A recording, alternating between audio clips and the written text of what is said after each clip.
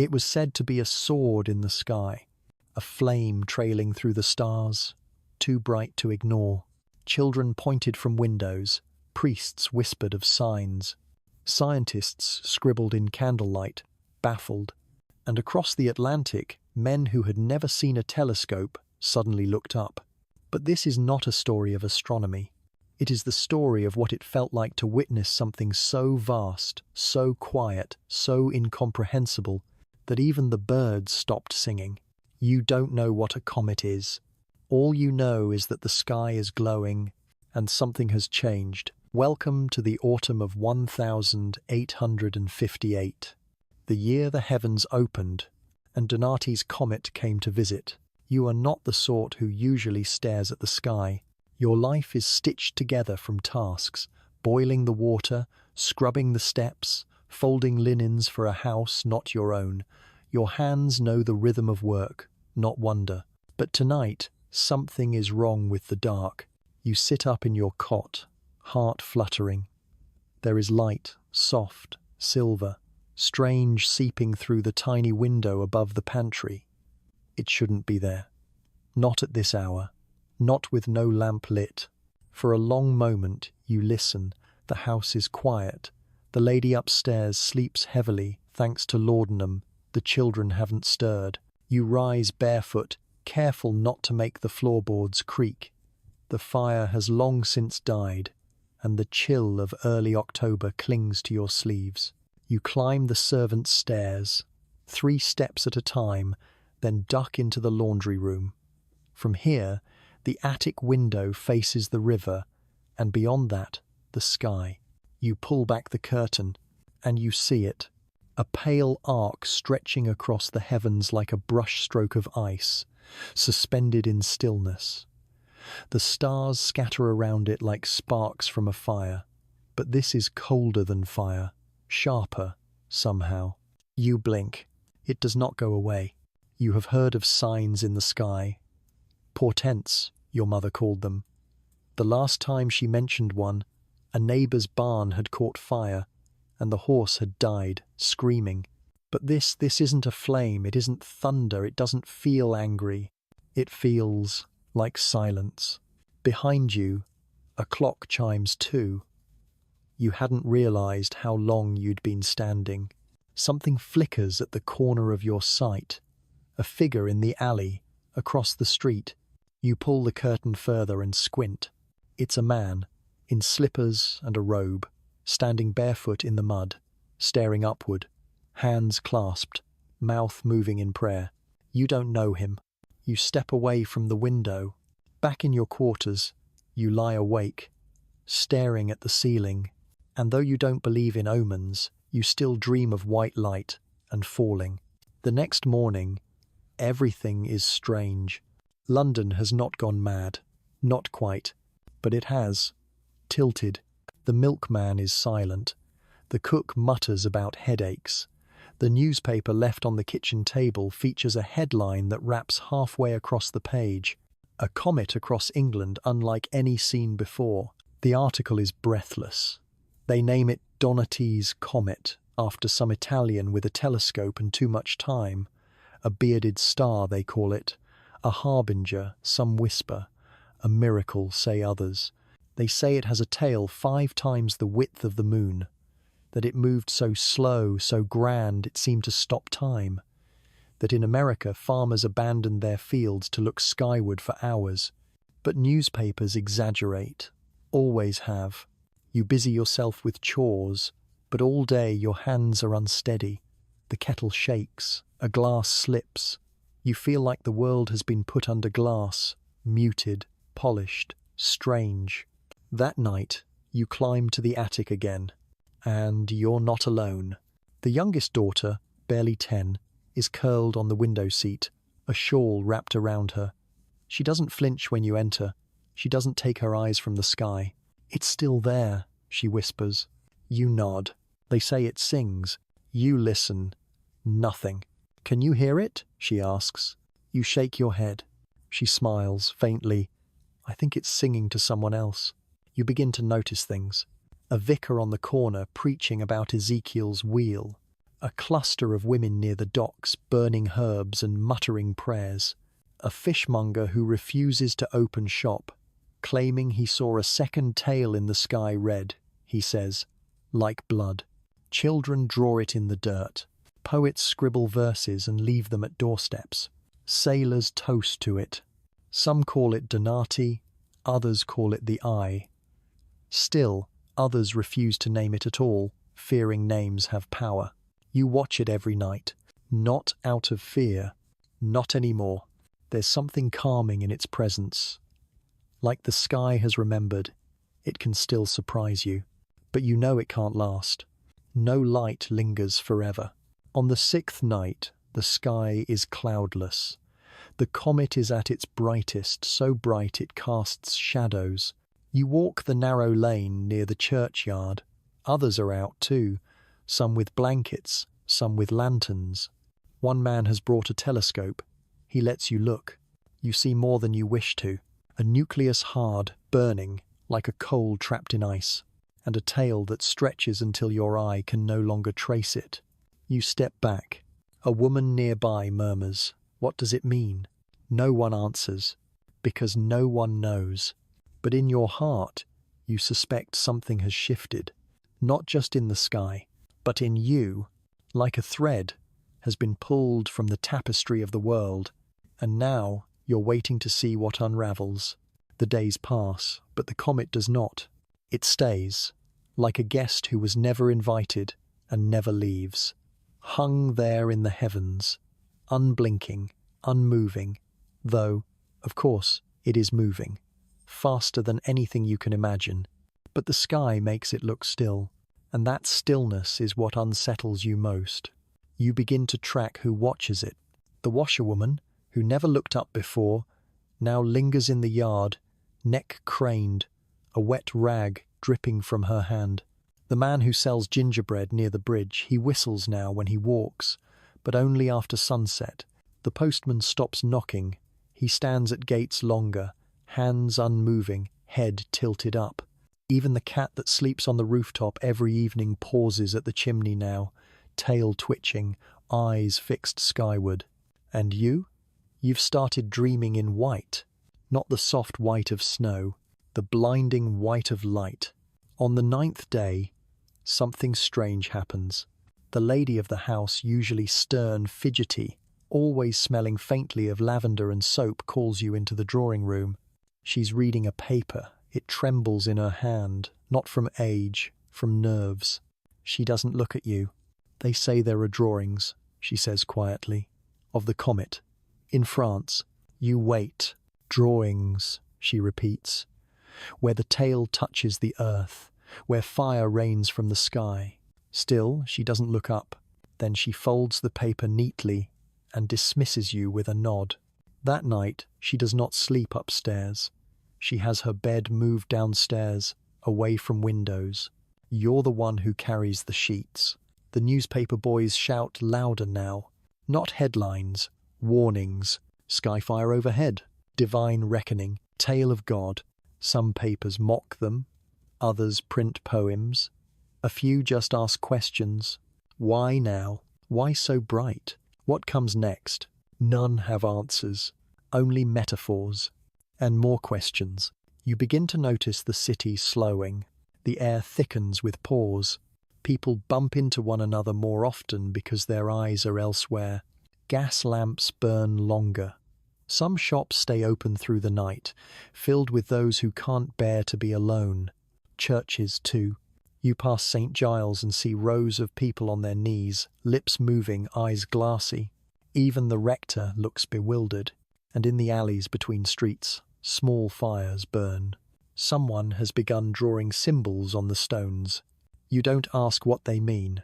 You're not sure anyone knows. On the 12th night, you find yourself standing on Blackfriars Bridge. You didn't mean to come here, but your feet brought you. The wind is sharp. It bites through your shawl. Your hands are raw from scrubbing, but tonight they feel weightless.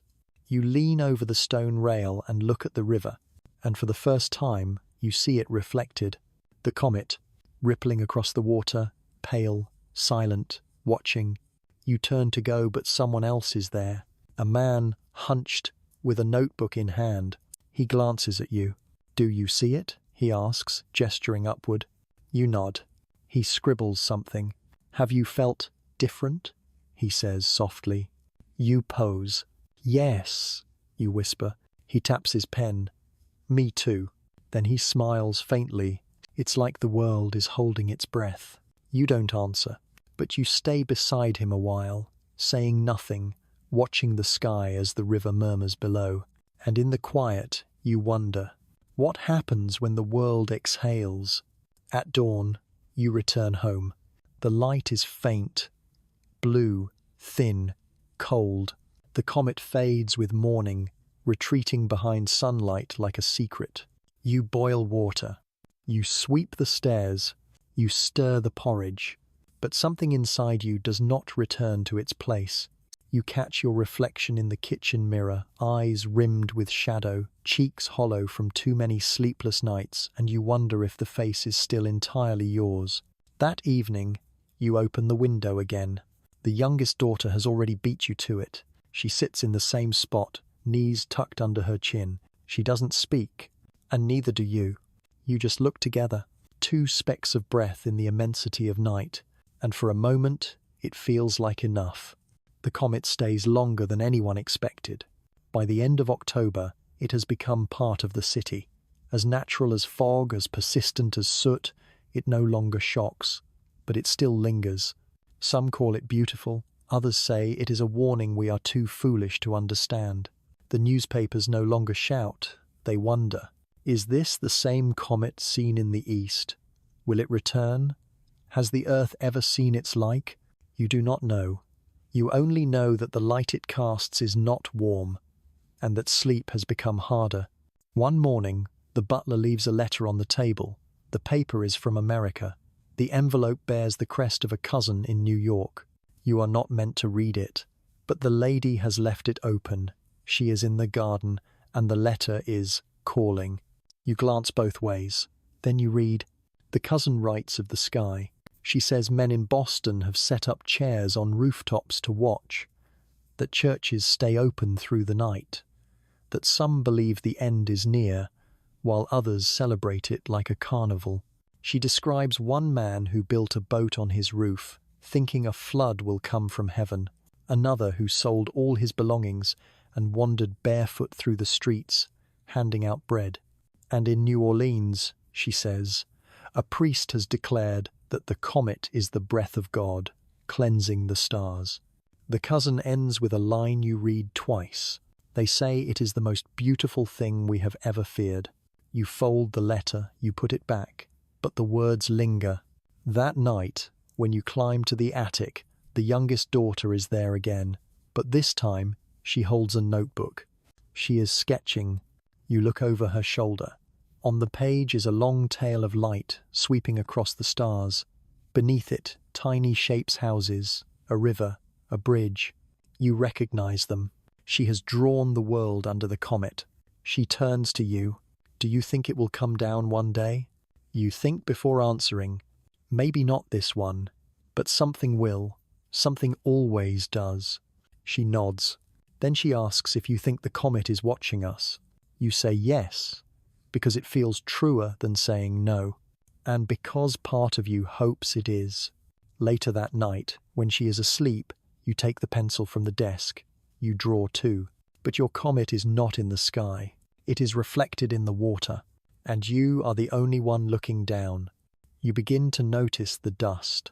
Not the usual kind, not the soft film on shelves or the soot near the fireplace.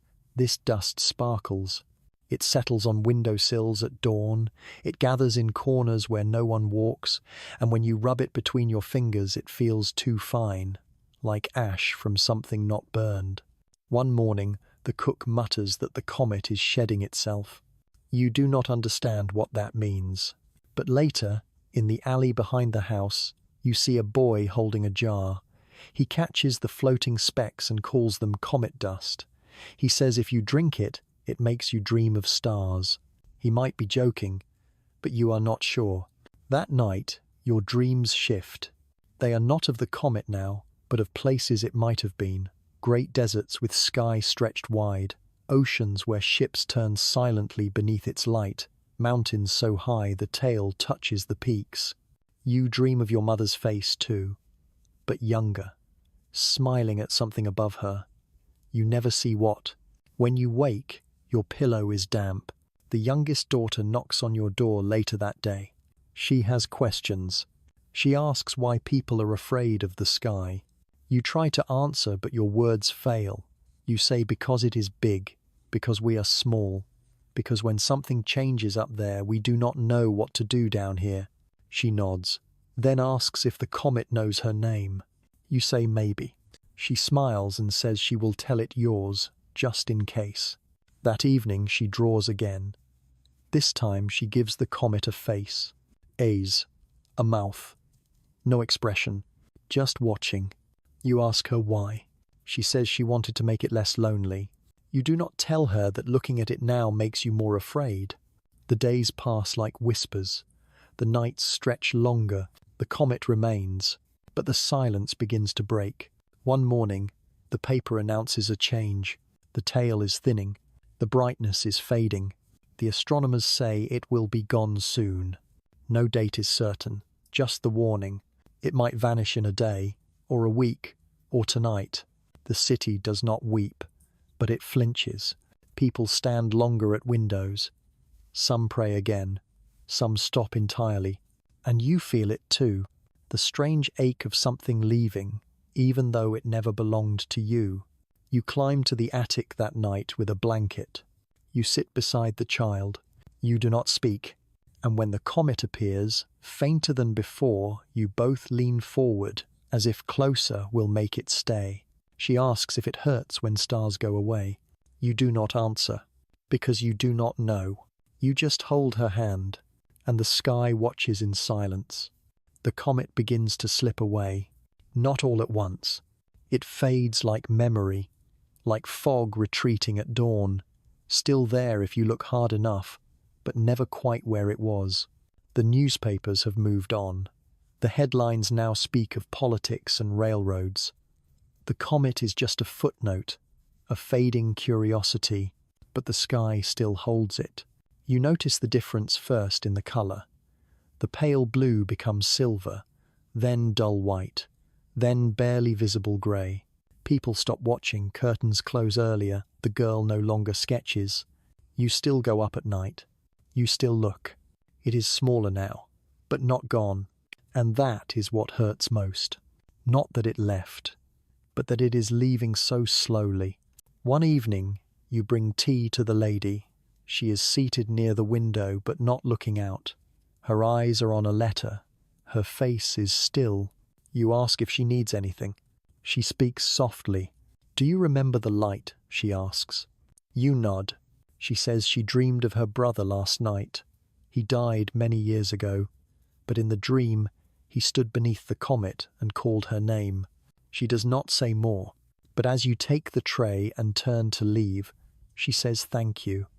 Her voice is different, like someone who woke from a long, long sleep. That night, the sky is cloudy. No stars, no comet. You stare upward anyway. You imagine the shape behind the clouds, the long tail, the soft glow. You trace it with your eyes closed. You think about the girl's question. Do stars feel pain when they go away? Maybe not, but people do. A few nights later, the girl hands you her notebook. She says she is done drawing the comet. You ask why. Because it does not want to be seen anymore, she says. You nod. She leaves the book in your hands and walks away. Inside are dozens of sketches. The first ones are wild, sharp tails, bright skies, full pages. The later ones are quieter, fainter, just soft lines in the corner. The last page is empty. You close the book, and then, one morning, it is gone. The sky is clear. The stars are there, but the light is not. You wait another night, and another, but it does not return. The city does not notice. The clocks tick. The market opens. Coal is delivered. People laugh. But you feel it. Something is missing. You return to the bridge at dusk. You lean on the cold stone and watch the water.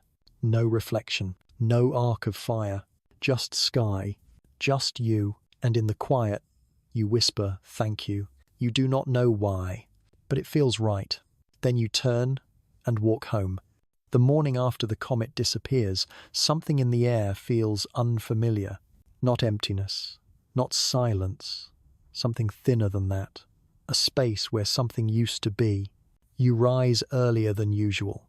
There is no reason, but you wake before the light comes.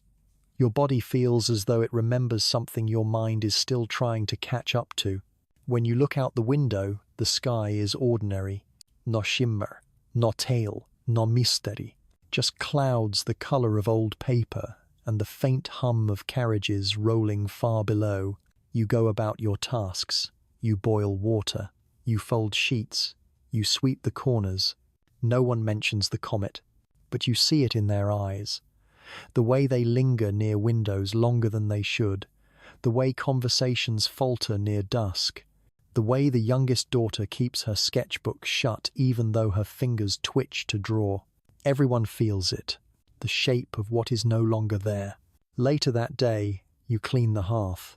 As you lift a bucket of ashes, something small and delicate falls to the ground. You kneel to pick it up. It is a dried leaf, curled inward, fragile.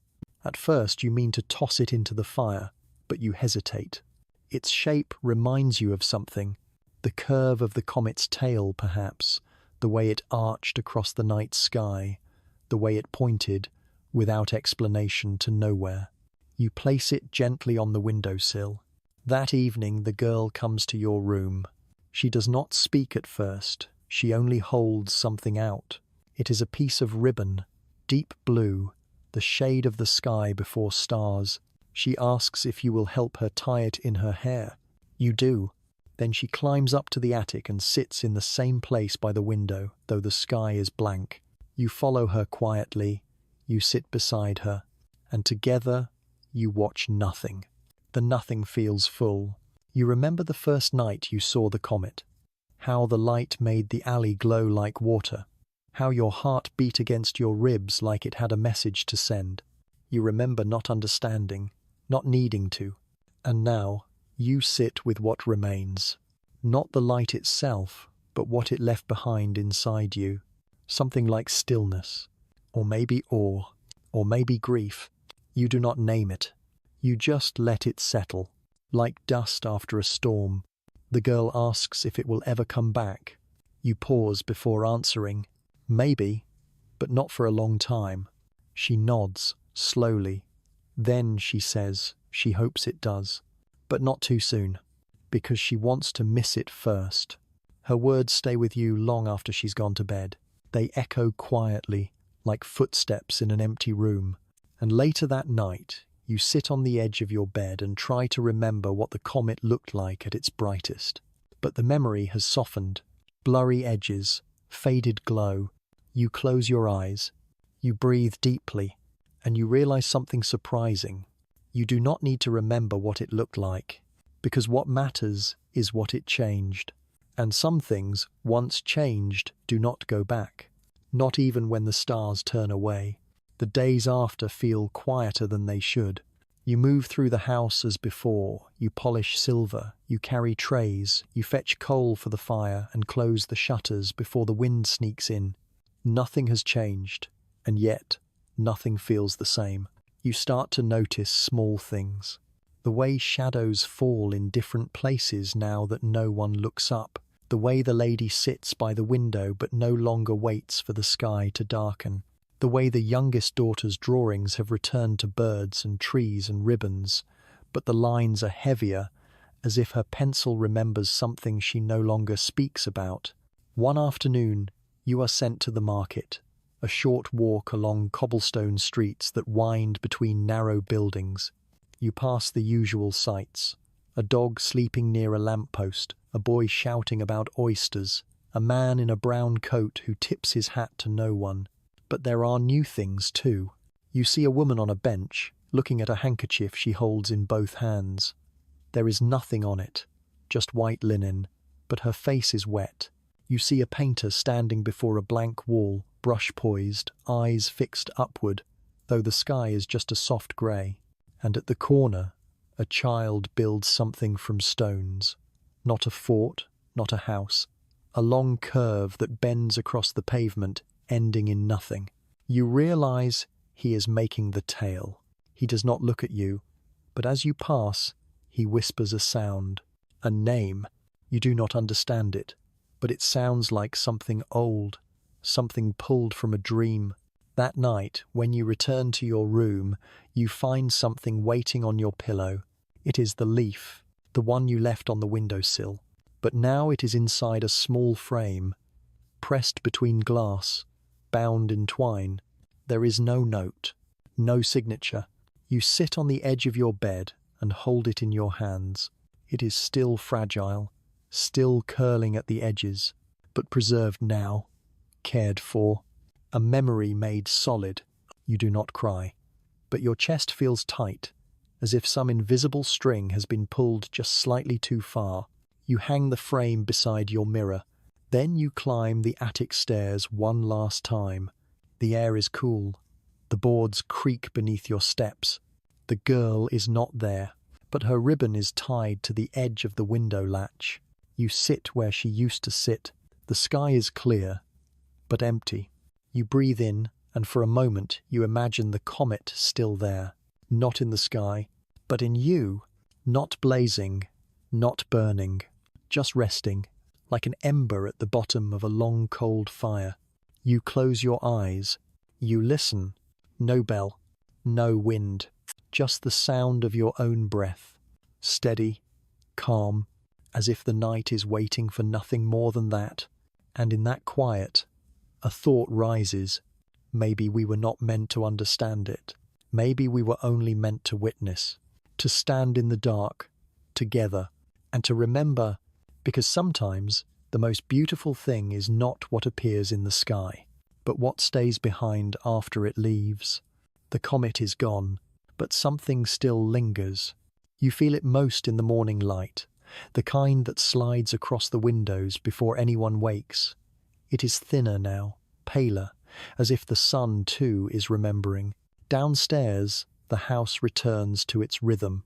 The boots by the door are polished again. The grandfather clock ticks without pause. The tea is steeped at exactly the same time every afternoon. But even the walls seem quieter. The butler no longer clears his throat before speaking. The maid who hums while folding linen has stopped mid-tune more than once, as if forgetting what came next. You find yourself listening for silences, and each one feels just slightly too long. The youngest daughter stays near the mirrors now. She does not look into them, not directly, but she watches the light as it passes across the glass. She says the mirrors remember things that the sky forgets. You believe her. One afternoon, you are sent to the parlour to dust. It is a quiet room. Books line the walls. The curtains are drawn halfway, letting in a soft amber haze. As you wipe the shelves, your fingers brush against a small wooden box tucked behind a stack of old volumes. You pause. You have never seen it before. The lid is loose. You open it. Inside are slips of paper, folded many times, worn soft. Each one holds a single line, written in different hands. Some are in ink, some pencil, a few so faded you can barely read. You unfold them slowly. Some are wishes, some are confessions, some are just names. One reads, "I watched it alone, but I did not feel alone." Another, "I do not know why I cried, but I did." And another still, "It made me think of someone I forgot I had loved." You stop. Your hands tremble just slightly. You return the slips to the box. Close it. Place it back where you found it. You say nothing, but you know now that you were not the only one. That evening the cook burns the soup. No one complains. They eat quietly, as if the scorched taste is somehow fitting. After supper, the lady excuses herself early. The youngest daughter lingers a moment longer. She asks you what stars are made of. You hesitate. You could say fire. You could say gas or dust or heat. But none of that feels right. So you answer, "They are made of watching." She blinks, then nods. She says that sounds true. Later, as you fold blankets by the window, you see her in the garden, barefoot, walking slowly across the lawn, her eyes on the sky. There is no comet now, only a single bright star, steady and silent. She raises her hand, as if to wave. You do not know to what. Maybe to memory, maybe to nothing. But the gesture moves you.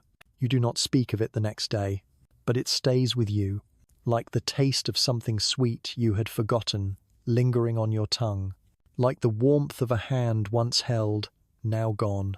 That night, you lie in bed with the window open. The air is cool. The breeze lifts the edge of the curtain and lets it fall again. You listen. You do not know for what, but something in you still waits. And somewhere far beyond the city, beyond the clouds, beyond the reach of names and time and longing, a piece of ice and fire spins slowly through space. Not gone, just elsewhere. And you, small and silent in your bed, are one of the few who remembers. And that remembering is its own kind of light. You are sent on an errand. It is not unusual. The house often needs something: a spool of thread, a jar of honey, a delivery from the apothecary. But today, the task is different. You are given a list written in fine blue ink and told to take the tram to a place just beyond the edge of the city. The gardener there is said to have a rare seed, one the lady read about in a French magazine. You nod, take your coat, and step outside. The streetcar is nearly empty. The benches creak.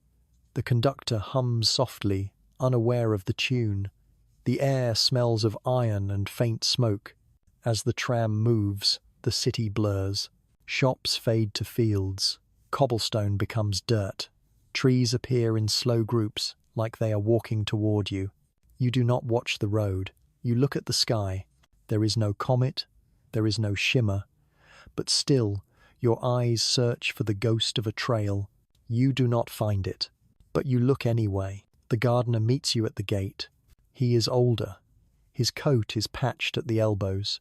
His hat leans too far to one side, but his hands are steady and his eyes are clear. He asks new questions. He leads you through a garden that does not feel like a garden.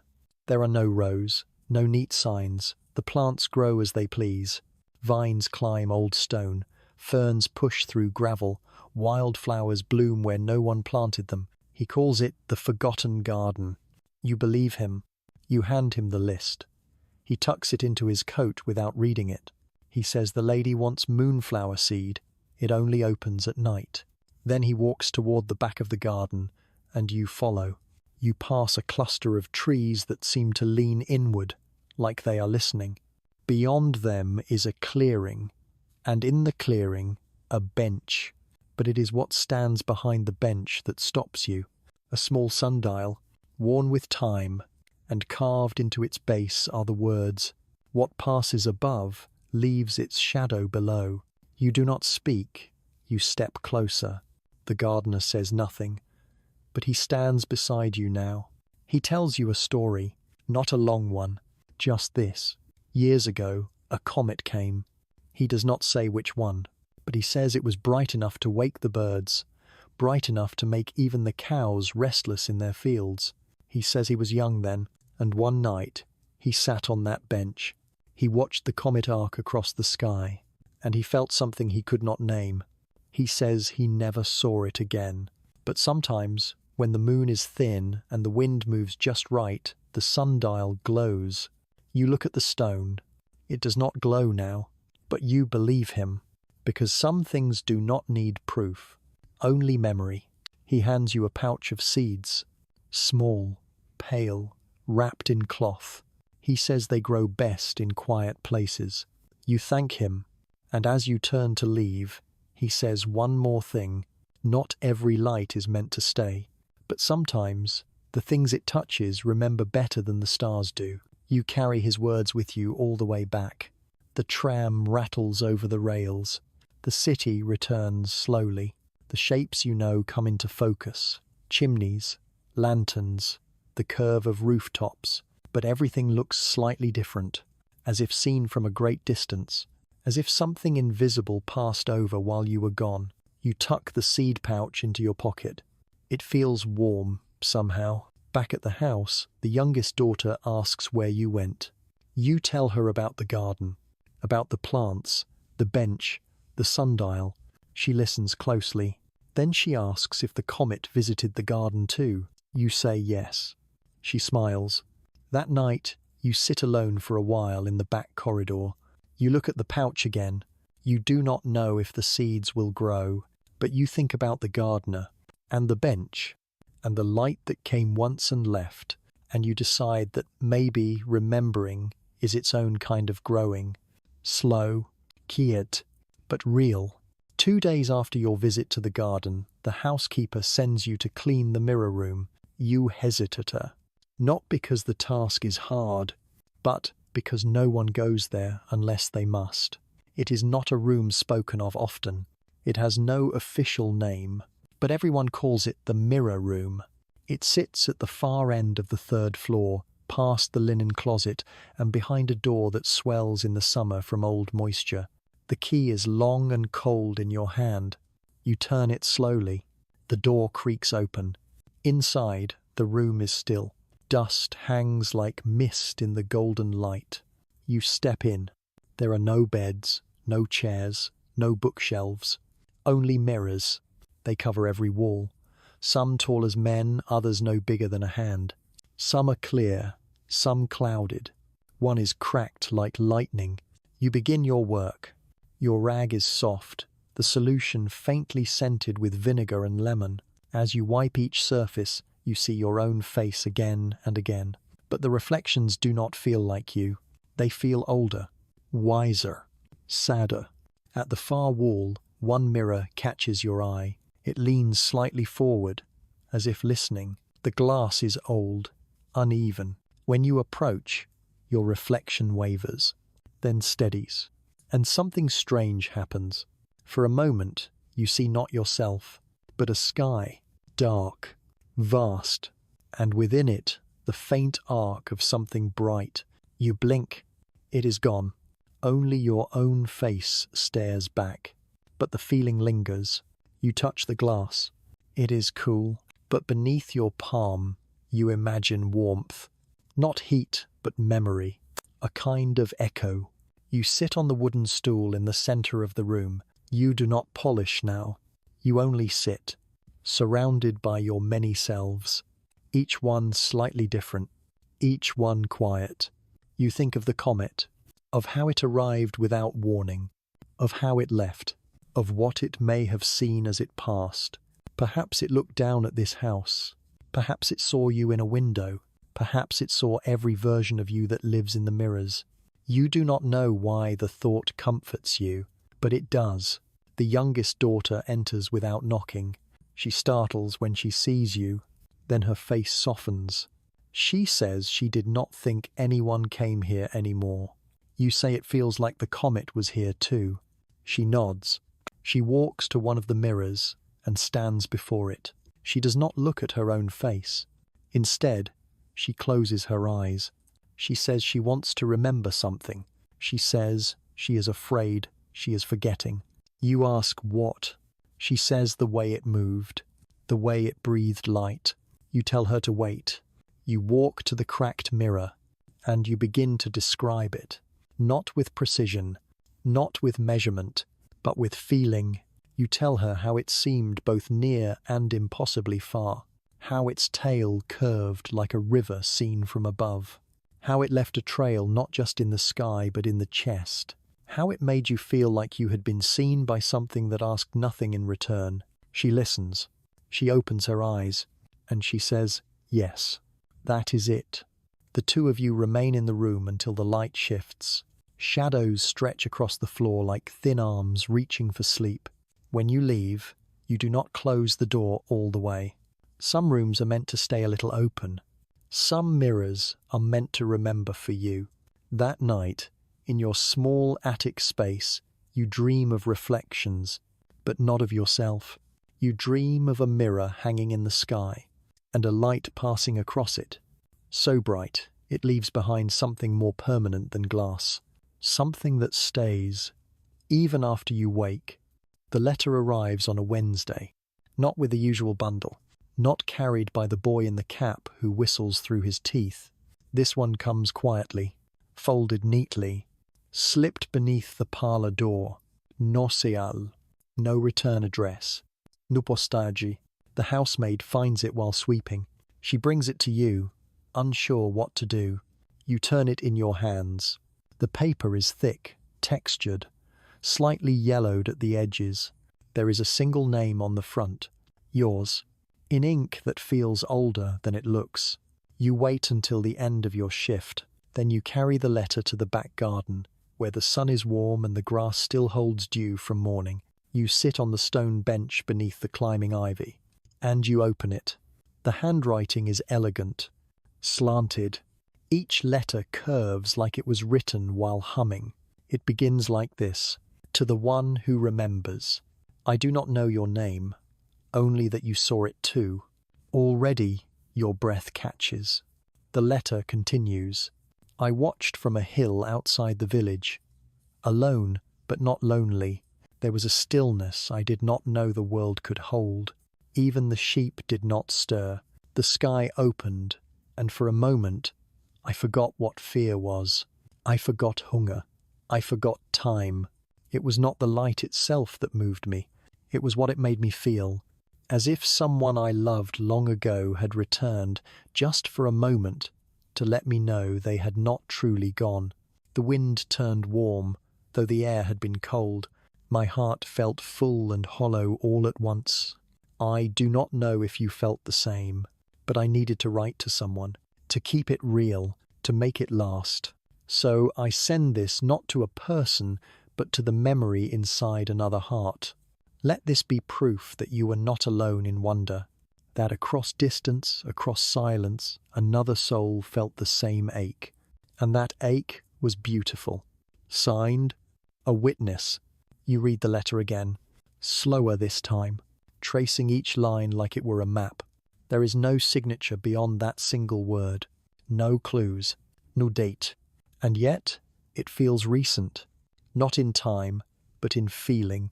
You fold it carefully, slide it into the small pocket of your coat where you keep the pressed leaf. You walk slowly back to the house, but your steps feel lighter, as if something has lifted or been returned. That night, during supper, the youngest daughter asks if stars can carry messages. You say maybe they do, but only to those who already know what the message is. She smiles and says, that sounds like something her mother would say. Later, you go to the mirror room again. You do not clean. You do not speak. You stand before the same mirror, the cracked one, and you take out the letter. You read it aloud, softly. The words feel different now. They do not just belong to someone else. They belong to you too, because you remember the same sky, the same warmth, the same ache. You place the letter on the small table in the center of the room. Then you turn and leave. You do not look back. Some echoes are not meant to be chased, only heard. That night in your dreams, you are on a hill, the same hill the writer described. You do not see them, but you feel them nearby. The sky opens again. The tail of the comet stretches across it like a breath made visible, and somewhere within the silence, you hear it. Not a voice, but a knowing, a gentle pulse, as if the universe itself was whispering, you are not alone. The attic is quiet, not silent, but quiet in the way old places breathe when no one is listening. You go there on a Sunday, sent to fetch an extra trunk. The housekeeper says the family will be travelling soon. You climb the narrow stairs with the soft groan of wood beneath your steps. The door at the top resists, swollen from rain. It gives with a sigh. Dust thickens the air like fog. It swirls in the sunlight that cuts through the small round window. You stand still for a moment. Then you begin to move. The attic holds years pressed into objects. A chair with only 3 legs. a dress form wrapped in cloth, a mirror covered in a grey sheet, boxes stacked like towers that forgot their purpose. You find the trunk easily enough, but something pulls at you. A faint curiosity, a thread of quiet. You follow it. Behind a cracked armoire and a trunk with broken handles, you see it. A small writing desk, tucked into the corner. You wipe away the dust from its lid with your sleeve. The wood is dark, worn. The lock is broken. You open it. Inside, bundles of paper, tied in ribbon. You lift the top one. A diary. The cover is simple, no name. You sit cross-legged on the floor. The pages are delicate, yellowed at the edges. Some ink has bled, but most of it is clear. The handwriting is elegant. Looping. The first page is dated September 1858. You read. It speaks of early autumn, the scent of apples, a cough in the household that will not go away, and then, a few entries in, the mention comes. Tonight it returned. The light, brighter than before. I cannot sleep. It hums behind my eyes. Later, another entry. They say it is a comet, Donati's, they call it. I stood on the rooftop and watched it sway behind clouds. It felt like a visitor.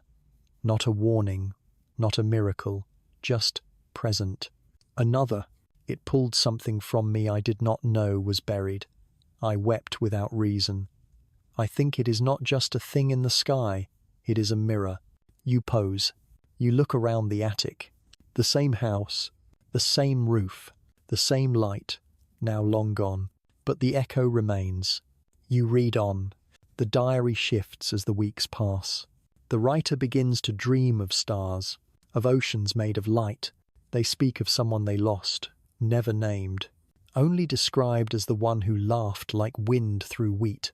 The comet, they say, made them feel less far away. And then, silence. The final entry is short. The comet is fading, but it changed something.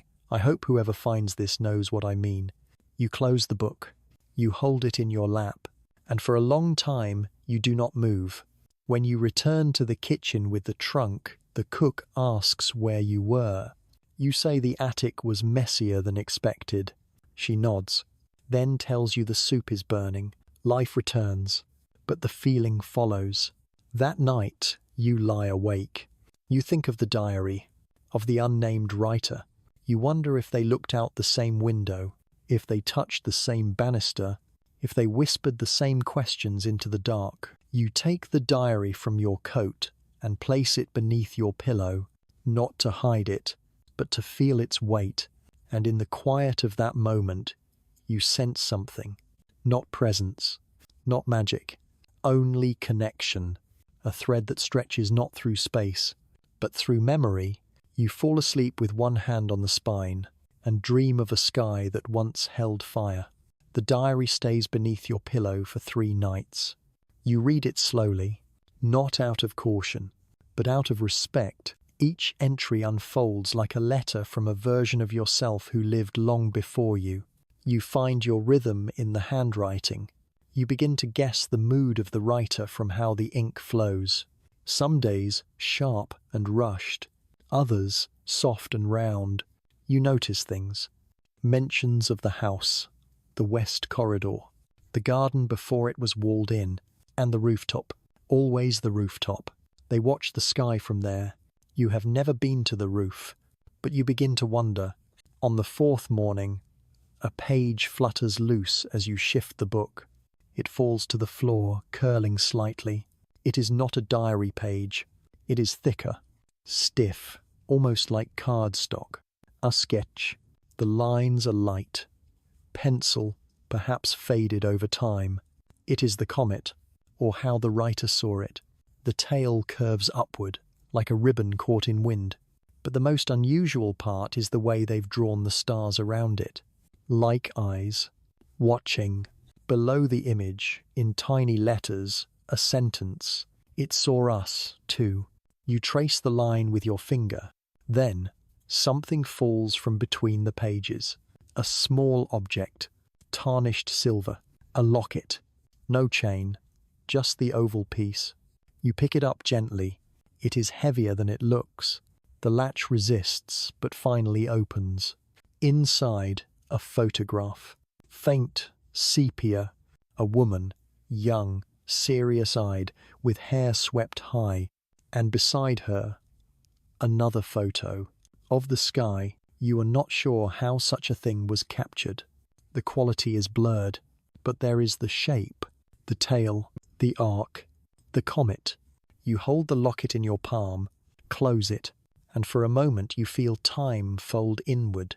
The writer had held this, perhaps on the rooftop, perhaps the night the comet shone its brightest. Perhaps they looked into the sky, clutched this same silver piece, and felt something settle inside them. Not peace, not fear, something quieter. Recognition. You keep the locket in your apron pocket. All day, even while sweeping, even while scrubbing the old copper pots, even while carrying linen to the upper hall. At lunch, the other maids chatter about the storm that's coming. You glance toward the window. Clouds gather, thick and grey. You feel it in the back of your throat before the first raindrop hits. A low vibration, as if the sky is about to remember something it forgot. That evening, the storm arrives. It does not knock. It enters without permission. Wind slams shutters. Lightning stitches the sky. Rain hammers the glass like a warning. The power flickers. Candlelight returns. The youngest daughter clutches her shawl tighter. She says the thunder sounds like hooves. You nod. But you are listening for something else. Not sound. Memory. You slip away. Up the stairs. Past the parlour. Through the narrow door. Up again. To the attic. The air is thick. The window is wet with streaks of water. You wipe it clear. Outside, the sky churns. And for a split second lightning flashes. And you swear you see it. Not the comet, but the shape, its echo, the same arc from the sketch, gone as quickly as it appeared. But it leaves something behind in your chest. The locket grows warmer in your hand. You hold it to your chest and close your eyes. And in that moment, you feel it. As if the writer of the diary is sitting beside you. As if the storm is not just weather, but memory returning to visit its old house. You do not speak. You only sit there, listening, waiting, remembering something you never lived, but somehow know, by heart. The storm passes in the early hours. You do not sleep, not deeply. The rain fades. Then the thunder. Then only silence. But it is not an empty silence. It is full, like a breath held too long. You rise before the others. The house creaks in its bones. You carry a candle. Its light flickers against the walls. The locket sits cool against your chest. You climb, up to the 3rd floor, past the nursery door, to the narrow staircase behind the linen closet. Few use it, but you know where it leads. The rooftop, the door is stiff. You push hard. It opens with a sound like a sigh. The air outside is wet, clean. Mist clings to the edges of the tiles. You step carefully. Your boots echo softly. The sky above is pale. Not yet dawn. Just the edge of it. The horizon barely breathing colour. You reach the flat portion of the roof. There, beside a stone ridge, you sit. You open the locket again. Look at the photo. Then up to the sky.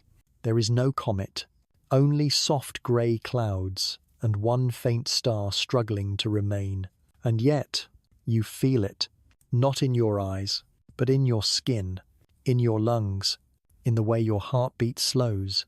This is where they sat, the writer, 100 years ago, maybe more, maybe less. Time feels soft up here, like wool soaked in light. You take out the sketch from the diary, hold it beside the sky. It does not match. But that does not matter. You understand now. The comet was never about what it looked like. It was about what it touched, what it left behind. You close your eyes and imagine it again. how it would rise from the east, how its tail would stretch behind it like a question no one dared answer. You imagine how they must have felt, not just the writer, but everyone, those in the cities, the villages, even the ships at sea, looking up and knowing, even if they could not name it, that something immense had passed above them and had seen them, not judged, not chosen, just seen. A breeze lifts the edges of the sketch. You hold it tighter, then you take one last look, fold it gently, slide it back into the diary. You place both beside you and wait, not for the comet, but for the sun. When it comes, it is slow, gentle. It spills across the rooftops like warm water, and the house, beneath your feet, seems to exhale. You rise, pick up the diary, hold the locket, and begin your way back down. But before the last stair, you pause. You turn and whisper something you do not quite understand. Not yet. Something soft, like a promise. Then you descend into the house, into the day, but not the same as before. Something has changed. You have seen where memory sleeps, and you know now that wonder does not need a sky full of fire to return. Sometimes it only needs silence, and someone willing to listen. The city was quieter then, even when crowded, even when horses clattered over stone and market sellers cried out their prices. There was space between sounds, a kind of hush folded into the edges of daily life. Maybe that is why the comet felt so loud, not in noise, but in presence. When it first appeared, it was nothing more than a shimmer on the horizon. Some thought it was a star playing tricks. Others said it was gas. But soon it grew. And then it stayed. In London, they gathered on rooftops. Strangers, mostly. Men in hats and women with shawls pulled tight around their shoulders. Children with bare feet and cold noses. No one spoke at first. They simply looked. The tail of the comet stretched wider each night, like someone drawing a line across the sky and not knowing where to stop. It shimmered, even in the pollution, even through fog. People forgot their tea left on the stove, their letters half written, their arguments half finished. For a few precious minutes each evening, the city held its breath and remembered how to wonder. One woman wrote in her journal, "I stood beside a man I've never met and wept. He offered no words, only a handkerchief. We shared silence. And in that silence, something ancient and kind." Another, a child, 8 years old. He scribbled in blunt pencil, "It is like a dragon sleeping in the sky. I think it dreams of us." At the museum, an astronomer etched its position each night. The sketches grow frantic, each page lined with precise notes. But between the measurements, small thoughts slip in. One says, "Last night I forgot to record the position. My wife was on the roof. She smiled. I forgot the stars." And at the opera house, the curtain paused once mid-performance. Not by plan. The conductor noticed the cast looking up through the high windows. The audience followed. For a full minute, the building was quiet. Everyone stared upward, even those who could not see it properly. They stared anyway, as if their eyes might catch a glimmer of what the others saw. Not everyone was comforted. Some saw doom. Preachers warned of punishment. Pamphlets spread rumors. One claimed the tail held poison. Another said the world would split open on the equinox. People listened. Some laughed. Some stayed indoors. But most still looked, even if afraid, because even fear bowed to that strange light. In the poorer quarters, people gathered by lanterns. Someone with a penny telescope let neighbours take turns. They gasped. They whispered. Some prayed, not in fear, but in awe. A man who had not spoken since his wife died said just 3 words after seeing the comet. She saw this. Then he smiled. Weeks passed. The comet lingered. It became part of the landscape, like a mountain in the sky. Even when clouds hid it, people still looked up. Habit formed, necks craned, eyes squinted. Hope, perhaps, or something quieter, something like a shared secret. Letters crossed oceans. People described the light. They drew sketches in margins. They pressed flowers beside descriptions. Someone in New York wrote to their sister in Florence. Every night we climb the roof and toast to that silver stranger above. It feels like it connects us more than these letters ever could. Back in the city, children began to name it. Naut Donatis. They gave it nicknames. The broom, the ghost kite, the firefish. Adults laughed, but many used the names too.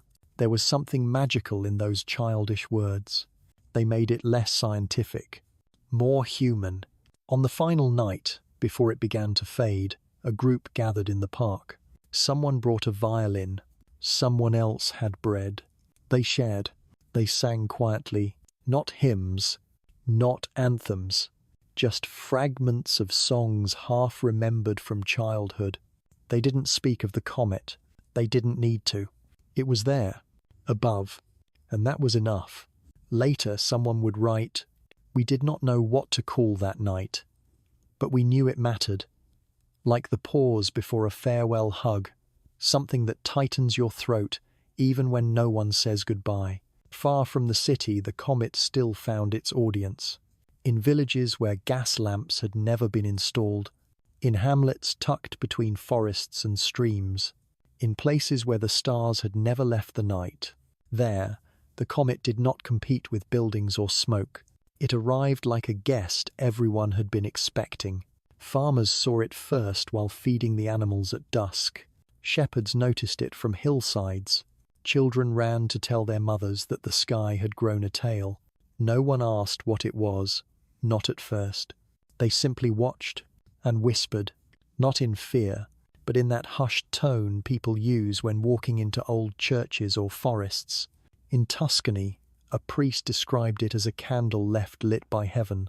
In the French countryside, a baker's wife drew it in flour on the wooden table before dawn. She said it looked like a mother's hand reaching down. In Ireland, a young girl tied a white ribbon to a tree branch and told it, "This is for you, please come closer." Fishermen off the coast of Norway paused their nets. Even the sea felt different under that light. One man said the water glowed at night. His son laughed, but years later, that same son would describe it to his daughter as the week the sea turned to silver. Stories grew, not just observations, but myths, legends, even. Someone said it was the spirit of a queen who had died unjustly. Someone else claimed it was a sign of peace. A woman in Bavaria believed it was her brother, lost in war, finally finding his way home, and no one argued with her. In a small mountain town, an old man carved the comet into the wood above his fireplace. His wife asked why. He replied, "So it won't forget we saw it." The scientists wrote too, not in myth, but in measure. Observatories across Europe and America tracked the path each night. They recorded its angle, its velocity, the composition of its tail. Some argued in letters, others agreed in silence. In Florence, Giovanni Donati himself watched through his telescope. He had found it first, or perhaps it had revealed itself to him. His notes were careful, precise, but in one margin a single sentence stood alone. "She is more beautiful than I dreamed." The comet began to appear in newspapers, not just in science columns, but in poetry sections, in letters to the editor, in children's riddles. "Comet above, what do you see?" "Fields of fire and folks like me." They printed it without a name, but people remembered. In one American town, a pastor refused to name it Donatis. He called it Jacob's Comet, after a boy in his congregation who died that summer. Said it was Jacob's soul blazing its path to heaven. The congregation didn't correct him. They nodded. Some cried. No one forgot. Artists painted it, some with accuracy, some with longing. A woman in Vermont stitched its shape into a quilt.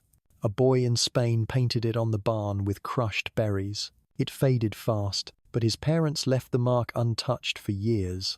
They said it made the cows sleep better. Not all responses were grand. Some were quiet, private. A man in Poland wrote a letter to his dead wife and buried it under a tree. He said the comet would read it on its way past, and maybe carry it to wherever she waited. In a London boarding house, a young maid climbed to the roof each night. She carried a cup of tea and her mother's old shawl. She did not pray. She did not write. She simply watched and whispered one name again and again. The wind took it each time. These small things mattered. The comet was vast, but it made people look inward, not just up. In its light, they remembered. They dreamed. They forgave. They wrote things they could never say out loud.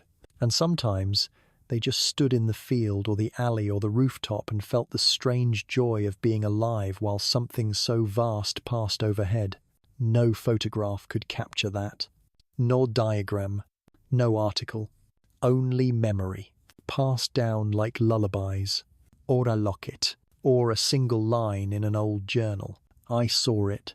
It saw me. I was here. He had not seen the sky in years. Not since the war.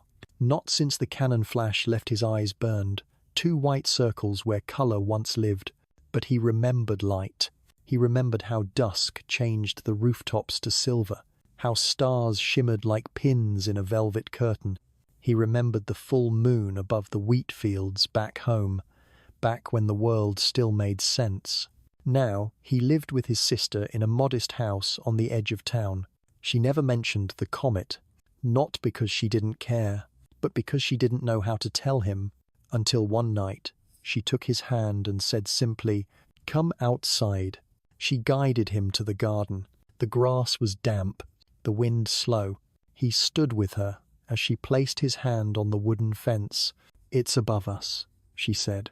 "Right now." He lifted his face toward the sky. "It's huge," she whispered. "Long tail, like a ribbon made of ice and light." He smiled. He could not see it, but he could imagine it. And sometimes, imagination was a clearer window than eyes. "What color is it?" "Mostly white, with a hint of green, like a pale melting." He nodded. "Green," he repeated. "That's the color of the moss by the river." She smiled. "Yes, exactly like that."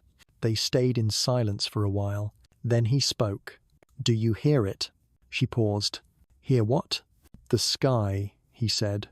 "It's different tonight. Less empty. More awake." She listened. There was the rustle of leaves, a faint hum from distant lamps, and beneath that, something else. A kind of quiet tension, as if the air itself was holding a note too soft to detect. When he slept that night, he dreamed of horses running through snow, not afraid, just running, their hooves silent, their breath forming spirals. Above them, a streak of light traced the sky, and the dream him lifted his hand, and it glowed like the comet. The next day, he asked for a ladder. He wanted to feel the roof beneath his feet again. It took time, but his sister helped him. She didn't argue. She knew the value of moments too rare to repeat. On the rooftop, he sat on a blanket, felt the cold stone, smelled the wind. He didn't need sight. He knew the stars were above. He could feel their weight pressing gently down. He spoke aloud. "To the sky, to the comet. I can't see you, but I know you're here, and that's enough. Thank you for passing by." Later, his sister would find him asleep on the roof, his hands folded neatly, a smile on his face. She covered him with another blanket and stayed beside him. Together, they watched the comet burn quietly through the heavens. The news said it would soon vanish, that its arc would fade, its tail dissolve, that it would leave the solar system for another 6,000 years. She told him that. He only nodded, still smiling. "Well then," he said, "tell it goodbye for me. And maybe, just maybe, it will remember the blind man who listened." The orphanage sat at the end of a long gravel road, grey stone walls, iron gates, windows that never seemed to open fully. It was a place built more for keeping in than letting out. Children came and went. Some stayed a few weeks. Some stayed until their bones grew too long for the little beds. She had been there 3 years. 7 when she arrived. Now 10, and she had never seen a comet. The other children talked about it. At meals, in the halls, even in dreams. Some said it looked like a giant bird. Others swore it was the soul of a king who had died with unfinished business. She didn't argue. She didn't know what it looked like. Her chores kept her inside past dusk. The windows in the sleeping room were too high, but she wanted to see it. Not just to say she had, but because she thought maybe her mother would be looking at it too, wherever she was. On a Thursday evening, the cook fell ill. The night warden was distracted. The older girls were whispering stories by candlelight. She slipped from bed, barefoot. The floor was cold. She climbed onto the wooden bench by the window, then onto the dresser, then the windowsill. Carefully, quietly, she lifted the frame. It squeaked. She froze. No footsteps, no scolding, just the night, and then she saw it. It was not what she expected. Not a fireball, not a star with wings, just a long ribbon of light, pale, still, stretching across the dark like it belonged there. She stared.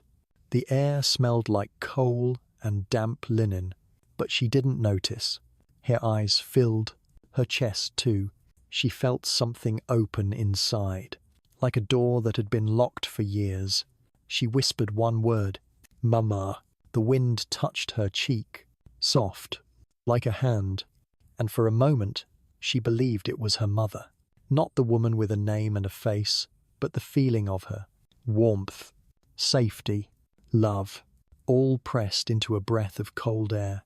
She stayed there for a long time, until her feet ached, until her fingers went numb. But she didn't move.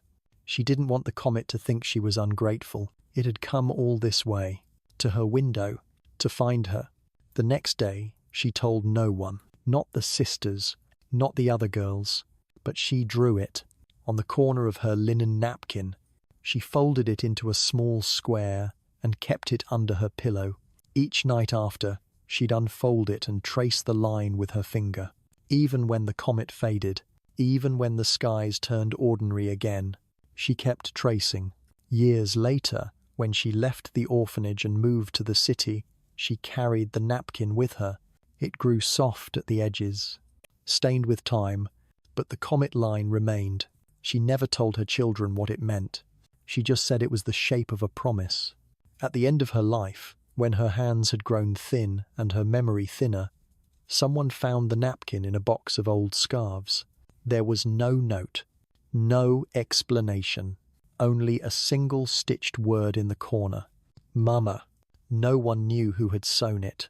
Maybe she had, maybe not.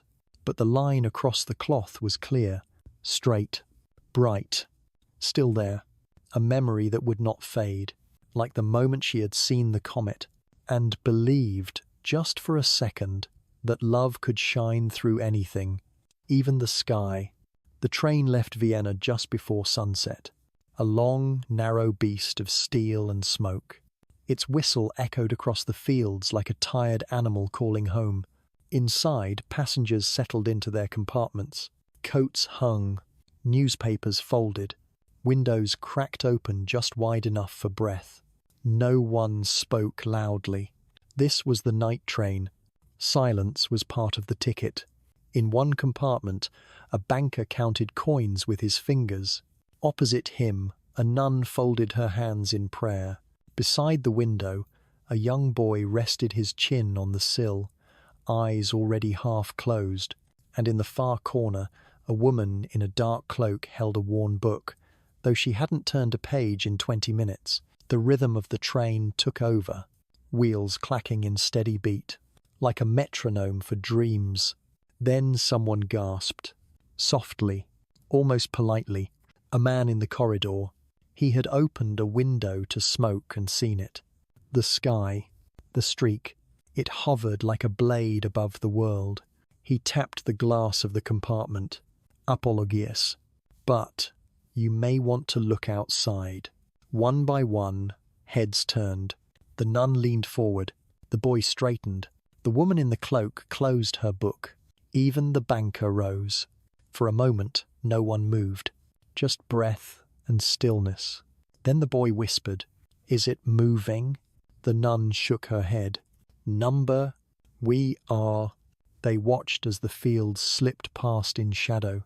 Barns and fences flickered by, but the comet remained, fixed, a sentinel in the sky. Its tail stretched impossibly long, like a road of light vanishing into forever. The banker lowered his coins into his pocket. He didn't count the difference. The nun loosened her veil, just slightly, as if needing more sky. The boy reached his hand out toward the glass, and the woman in the cloak whispered a name no one else heard. Elsewhere on the train, other windows opened. Gloved hands pushed aside curtains. Passengers leaned out, mouths open but silent. It was as if the train itself had become a vessel for reverence. A cathedral on wheels. Someone hummed a lullaby, old and slow, not for anyone else, just for the stars. Another passenger lit a candle, though no one could say why.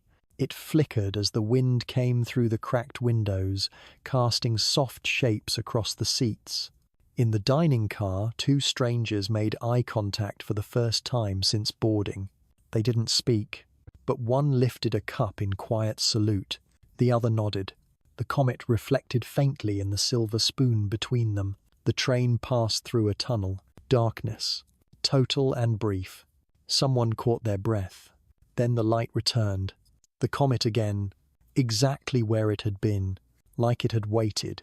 As the train curved along the mountain pass, the comet appeared to shift in the window's frame, but it didn't move.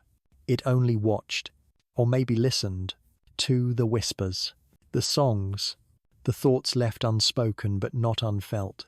One girl, traveling alone, wrote in her diary that night, "I sat among strangers and felt less alone than ever before, not because we talked, but because we didn't need to." The sky said everything. When the train reached Salzburg just before dawn, most passengers had fallen asleep, heads resting against windows, hands folded, mouths slightly open, dreaming of light, dreaming of stillness.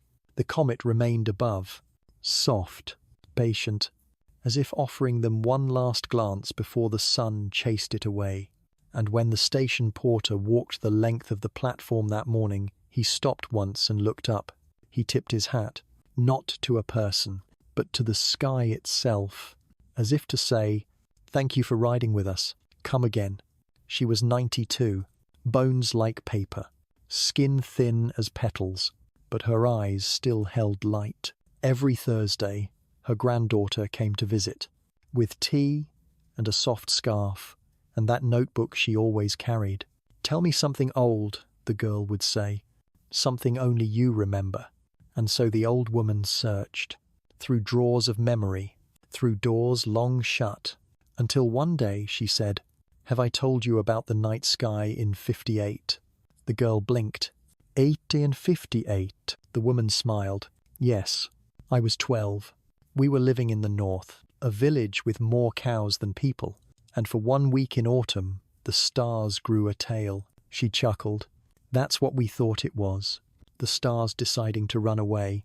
She described the sky, how it opened like a curtain, how the comet stretched across it like a seam of silk, how people gathered outside their houses, quiet for once. Even the loudest gossips held their tongues. They just stared, mouths open, hearts wide. The girl wrote quickly. "Did it scare you?" "No," the woman said. "That was the strange part. It was big and bright, but not frightening. It felt kind, like it was visiting, not invading." She remembered her father lifting her onto his shoulders. His coat smelled like hay and tobacco. She clutched his hair and whispered, "Don't let it fall on us." He laughed. "If it does," he said, "we'll ride it together." The old woman looked out the window of her room now. The sky outside was clouded, but she didn't mind. The comet was long gone, but the feeling had stayed. like perfume on a scarf tucked in a drawer, still there if you leaned in close enough. The girl asked. What did people think it meant? The woman thought for a moment.